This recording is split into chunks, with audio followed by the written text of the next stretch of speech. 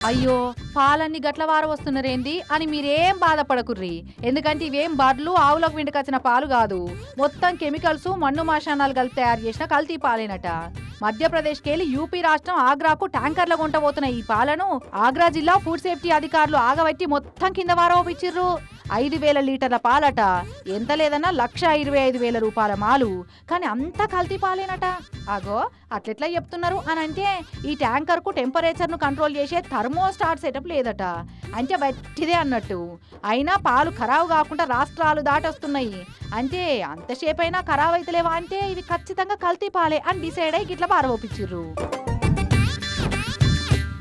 అసలు ఇట్లా ఉన్నట్టుండి ఎందుకు చేసిర్రనంటే ఇదే ఆగ్రా జిల్లా సయ్యన్ ఏరియాలో మిఠాయి దుకాణంలో పాలు కొనుకొచ్చి పిల్లగాళ్ళకు తాగిపిస్తే అవి దాకి 2 పిల్లలు జీవిడ్చిర్రు మొన్న. కల్తీ పాలే 2 పిల్లల పానం తీసినాయని తెలవంగానే చేతులు గాలినాక ఆకులు పట్టుకున్నట్టు నిద్రలకెళ్ళి మేల్కున్నట్టున్నారు అధికారులు. రోడ్ల మీద కావలు కాసుకుంటా పాల ట్యాంకర్లను తనిఖీలు చేస్తున్నారట.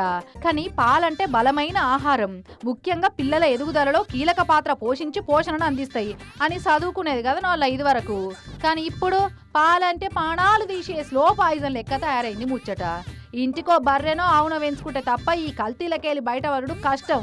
అట్లయినా ఆటికేసే మేత కూడా కల్తీదే దొరకబట్టే ఎట్నో ఏం పాడో అనుకోబట్టింది ముచ్చటరికైనా జనాలంతా.